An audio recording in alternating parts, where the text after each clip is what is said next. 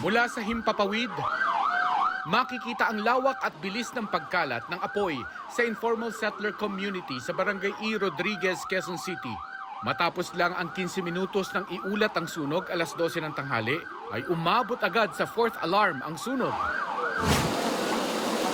Nasa 300 bahay ang apektado. Nagulat na lang po kami, nagsisigawan na po na may sunog. Sobrang lakas na po. Yung tatay ko po, yung mga kapitbahay po namin, umakyat po sa bubong pero tinry po nila i-fire extinguisher pero wala na po talaga.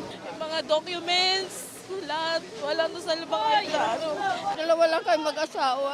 Ako lang nakalabas dahil yung asawa ko nagtatrabaho. Wala siya dito. Wala kaming nasalba na gamit.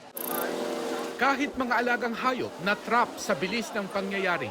Sa pagresponde ng mga bumbero, dagdag na peligro ang sunod-sunod na pagsabog ng mga LPG. Opo, lakas nga po. Nandoon na kami kanina. Oh. Lalakas, tumatalsik. Kala mo, bomba. 3 ang naitalang minor injuries. Nakahiwa po. Nalaglag po sa bubong. Anong ginagawa mo doon? Binabasa po yung mga kasi malapit na yung sa amin kaya inaagapan lang po namin. Nagkataon na nadulas. Kaya ayun, na-aksidente. Patuloy ang investigasyon ng BFP sa sanhi ng apoy. Pero ang ilang residente may sinasabing pinagmulan at dahilan ng sunog. Opo, cellphone daw po, naiwan. Opo, nagcha-charge.